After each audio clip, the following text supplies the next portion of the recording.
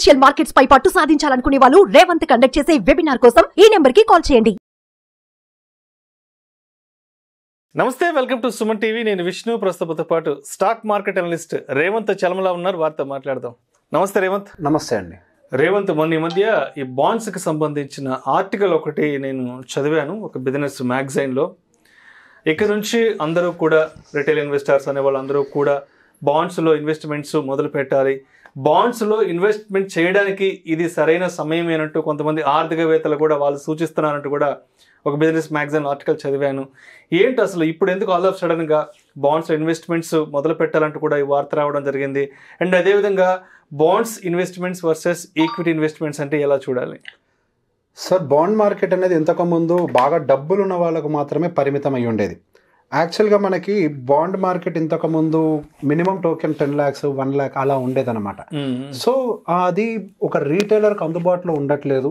Bond market అనేది when compare to stocks, direct స్టాక్స్తో compare చేస్తే కొంత సెక్యూర్డ్గా రిటర్న్స్ ఇస్తాయి, ఎఫ్డీతో పోలిస్తే కొద్దిగా ఎక్కువగా రిటర్న్స్ ఇస్తాయి. సో ఇట్లాంటి ఒక ఇన్స్ట్రుమెంట్ యాక్చువల్గా కావాల్సింది రీటైలర్కి ఏమన్నా ఒక దృష్టితోటి సెబీ ఆ టోకెన్ని 10,000కి తీసుకొచ్చింది. సో 10,000 రూపాయల నుంచే మీరు డైరెక్ట్ బాండ్ ఇన్వెస్ట్మెంట్స్ అనేది చేయడానికి ఒక మంచి వెసులుబాటును కల్పించింది. ఎందుకంటే యాక్చువల్గా అసలు ఇన్స్టిట్యూషన్స్ అన్ని కూడా, అంటే ఫారెన్ ఇన్స్టిట్యూషన్స్ అయి ఉండొచ్చు, డొమెస్టిక్ ఇన్స్టిట్యూషన్స్ అయి ఉండొచ్చు, వీళ్ళందరూ కూడా బాండ్ మార్కెట్స్ని చాలా అగ్రెసివ్గా వాడతారు. బాండ్స్లో డబ్బుల్ని బాగా పార్క్ చేస్తారు. ఇన్ఫాక్ట్ మనం చూసే మ్యూచువల్ ఫండ్ రిటర్న్స్ అన్ని whatever we are seeing like 15, 16, 17% అన్ని కూడా ఆ మ్యూచువల్ ఫండ్లో ఒక సిగ్నిఫికెంట్ పోర్షన్ మనకి బాండ్ అలొకేషన్ కూడా ఇచ్చుంటారు. ఈ హైబ్రిడ్ ఫండ్స్ అన్నింటిలో కూడా బాండ్ అలొకేషన్కి పెద్ద మొత్తంలోనే అలొకేషన్ ఇచ్చుంటారు, అయినా కానీ మంచి రిటర్న్స్ వస్తూ ఉంటాయి. సో బేసిక్గా మన పోర్ట్ఫోలియో డైవర్సిఫికేషన్ అనే దాంట్లో బాండ్స్కి ఎప్పుడు చోటు ఇవ్వాలని మనం కూడా ఇప్పటి నుంచో వీడియోలు చాలా చేశాం. సో బాండ్స్కి స్టాక్స్కి మధ్యలో ఉండేటువంటి ఫస్ట్ వ్యత్యాసం ఏంటో చెప్తాను. సో ఫస్ట్ బాండ్స్కి సంబంధించి మనం ఒక కంపెనీకి అప్పు ఇస్తున్నట్టుగా, నేను ఒక 10,000 రూపాయలు ఆ కంపెనీకి అప్పు ఇస్తున్నాను. సింపుల్, మీరు ఒక ఎఫ్డీలో డబ్బులు వేశారు అనుకోండి, మీకు స్టడీగా 7% ఇస్తారు. అది ఒక రకంగా నథింగ్ బట్ మీరు బ్యాంక్కి అప్పు ఇచ్చారు, ఆ బ్యాంకుడు వేరే వాళ్ళకి ఇచ్చుకుంటాడు, మీకు వాళ్ళు దానికి గాను ఒక 6% 7% ఒక కూపన్ అమౌంట్ కింద మీకు రిటర్న్స్ పే చేస్తూ ఉంటారు. అలానే బాండ్స్లో కూడా మీరు ఇచ్చేటువంటి డబ్బులతో వాళ్ళు వాళ్ళ కంపెనీని అభివృద్ధి చేసుకోవడానికి డబ్బులు తీసుకొని మీకు ఒక ఫిక్స్డ్ రిటర్న్ అనేది పే చేస్తూ ఉంటారు. అదే స్టాక్ అనేది మాత్రం మనకి మీ కంపెనీలో ఓనర్షిప్ అనేది సమానం ఏంటి, కంపెనీలో ఓనర్షిప్ డైరెక్ట్గా వాటా. సో డైరెక్ట్గా you'll have the voting rights in the company if you take a share, common share అంటాం దాన్ని. ఇందులో మళ్ళీ ప్రిఫరెన్షియల్ అది వేరే తర్వాత మాట్లాడదాం. సో కామన్ షేర్ తీసుకున్నారంటే you'll have voting right. So ఇందులోకి వచ్చేసరికి, బాండ్లోకి వచ్చేసరికి you'll not have any ownership or the voting rights, but you are a lender to that company. So ఒక పర్టికులర్ టైం ఫ్రేమ్ కోసం అని చెప్పి మీరు అప్పిస్తారు. 1 year బాండా, 2 year బాండా, 3 year బాండా అని చెప్పి ఇస్తారు. సో ఈ బాండ్స్లో కూడా మనకి కార్పొరేట్ బాండ్స్ ఉంటాయి, గవర్నమెంట్ బాండ్స్. మళ్ళీ ఇందులో 2 రకాలు ఉంటాయి. మీకు అందులో గవర్నమెంట్ సెక్యూరిటీ బాండ్స్ ఉంటాయి, మళ్ళీ టీ బిల్స్ ఉంటాయి. అండ్ మనకి ఇన్స్టెంట్ అంటే బేసిక్గా గవర్నమెంట్ సెక్యూరిటీ బాండ్స్ ఇవన్నీ కూడా ఒక time frame like 4 years, 3 years, 7 years, 8 years ఇలా రకరకాల టైం ఫ్రేమ్స్ తోటి ఉంటాయి. అండ్ టీ బిల్స్ అనేవి సహజంగా లెస్ దెన్ 1 year వీటిల్లో ఉంటాయి. సో బేసిక్గా మీరు వేటిల్లో అయినా కానీ అడ్వాంటేజ్ తీసుకోవచ్చు. అంటే గవర్నమెంట్ బాండ్స్ అయి ఉండొచ్చు, లేకపోతే కార్పొరేట్ బాండ్స్ అయి ఉండొచ్చు. సో వీటన్నిటిలో మీకు మంచి అడ్వాంటేజ్ దొరుకుతుంది. అండ్ దాంతో పాటుగా మేజర్గా మనకి ఇన్వెస్టర్స్ కి సంబంధించి ఇంతకు ముందు బేసిక్గా మనకి లిక్విడిటీ ఉండేది కాదు. ఇప్పుడు అవి సెకండరీ మార్కెట్లో కూడా ట్రేడ్ అవుతున్నాయి. సో బేసిక్గా మీరు బాండ్ ఇష్యూ అయినప్పుడే కొనాల్సిన అవసరం లేదు. సో బాండ్ మధ్యలో రన్నింగ్లో ఉన్నప్పుడు కూడా సెకండరీ మార్కెట్లో ఎవరైనా బాండ్ ఎగ్జిట్ అవ్వాలి అని అనుకుంటే మీరు ఆ బాండ్ మళ్ళీ పర్చేస్ కూడా చేయొచ్చు. When compare to previous years now we have very good liquidity. And ఆ బాండ్స్కి సంబంధించి మీరు ఇండివిజువల్ బాండే కొనాల్సిన అవసరం లేదు. Just like equity mutual fund, you have a bond based mutual funds also. So it's a pool of wands. So మీరు ఏదో ఒక కంపెనీలో బాండ్ కొనటం లాగా కాకుండా you will have different companies bonds together and different government security bonds together and different T-bills together. And if you want to park money for a limited time like 3 months, you will have like money markets. So దానికి కూడా మీకు సపరేట్గా mutual funds ఉంటాయి, లేదా డైరెక్ట్గా మీరే bonds కూడా purchase చేయడానికి మీకు అవకాశం ఉంది.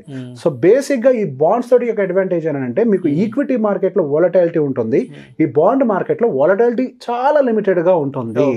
సో బేసిక్గా కంపెనీకి సంబంధించిన రేటింగ్స్ మారేటప్పుడు కొంచెం ఏదైనా మనకు వాలటాలిటీ ఉంటుంది, కానీ బేసిక్ వాలటాలిటీ అంతకు మించి ఏమీ ఉండదు. అదే మనకి ఈక్విటీ విషయంలో కిందకి రావడానికి అంటే హై రిస్క్ అండ్ పైకి వెళ్ళేటప్పుడు కూడా హై రివార్డ్, ఈ రెండిట్లో మనకి అడ్వాంటేజ్ ఉంటుంది. అంటే రిస్క్ ఉన్నప్పుడు డౌన్ వచ్చినప్పుడు రిస్క్ ఉంటుంది, పైకి వెళ్ళేటప్పుడు అడ్వాంటేజ్ ఉంటుంది. అదే బాండ్ మార్కెట్లో రిస్క్ చాలా లిమిటెడ్గా ఉంటుంది రిస్క్ అనేది, అండ్ మనకు వచ్చేటువంటి ప్రాఫిట్స్ కూడా లిమిటెడ్ గానే ఉంటాయి. కానీ ఎఫ్డి మనకి ఎంత వస్తుంది 7%, కానీ బాండ్ మార్కెట్ లో ఎంత వస్తుంది సుమారుగా 8, 9, 10, 11% వరకు కూడా డెలివరీ చేస్తుంటాయి. సో ఒక రకంగా మీకు ఒక fixed income 100% better than FD. But of course you have to identify the right bonds, దానికి తగ్గట్టుగానే మీరు అలొకేషన్ చేసుకోవాలి. ఇందులో కూడా మీరు ఒక బాస్కెట్ ఆఫ్ స్టాక్స్ ని ఎలా మెయింటైన్ చేస్తారు రకరకాల కంపెనీస్ లో, ఇందులో కూడా you have to maintain basket of wands.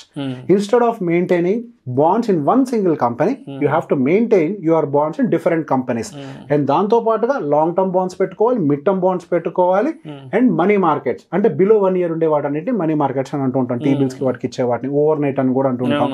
So అవి కూడా పెట్టుకోవాలి. సో మీకు లిక్విడిటీ ఇష్యూ కూడా ఎప్పుడు రాదు. ఎప్పుడైనా మీకు టక్కున డబ్బులు తీయాలనుకున్నా స్టాక్స్ లో లిక్విడిటీతో కంపేర్ చేసి ఇందులో కొంత తక్కువ ఉంటుంది.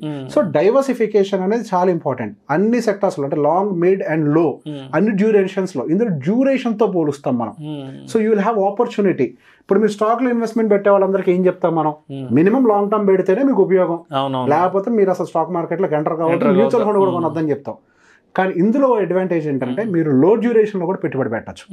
1 month, 1 week, 3 months, 1 year, 2 year, 3 year, up to 8, 10, 20 కూడా వెళ్ళిపోవచ్చు.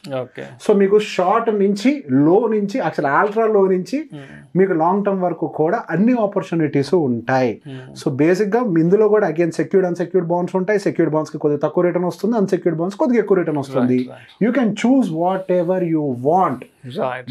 ఎట్టిగా తీసుకెళ్ళి అంటే బేసిక్ గా మనకి బాండ్ కల్చర్ ఎందుకు అలవాటు చేసుకోమని చెప్తున్నారంటే ఇట్స్ టైమ్ టు ఎక్స్ప్లోర్ అని. ఇన్ఫ్లేషన్ ఎంత ఉంటుందండి? 7%. సార్ గవర్నమెంట్ డేటా ప్రకారం 6 to 7% నిజమే కదా. మీకు ఎఫ్డి ఎంత వస్తుందండి? 6 to 7%. అంతే కదా. మీరు ఇన్ఫ్లేషన్ బీట్ చేశారా? మీ వెల్త్ గ్రో అవుద్దా? మరి ఇంకెందుకండి మీరు పెడుతున్నారు? ఒక చోట పెట్టుబడి పెడుతున్నారు అంటే ఇన్ఫ్లేషన్ బీట్ చేస్తేనే అది పెట్టుబడి కాదు, రైట్? అదే బాండ్ మార్కెట్ అయితే ఇన్ఫ్లేషన్ కంటే ఎక్కువ ఇస్తుంది, అప్పుడు అది మీకు కరెక్ట్ పెట్టుబడి అవుతుంది, సెక్యూర్డ్ గా ఉంటుంది. Right. Thank you so much Revanth. Thank you అండి. బాండ్స్ ఇన్వెస్ట్మెంట్ వర్సెస్ ఈక్విటీ ఇన్వెస్ట్మెంట్కి సంబంధించి కంప్లీట్ ఇన్ఫర్మేషన్ ని ఆడియన్స్ కి తెలియజేస్తారు. Thank you so much Revanth. Thank you అండి. సుమన్ టీవీలో మీ పర్సనల్ అండ్ బిజినెస్ ప్రమోషన్స్ కోసం కింది నెంబర్ కి కాంటాక్ట్ చేయండి.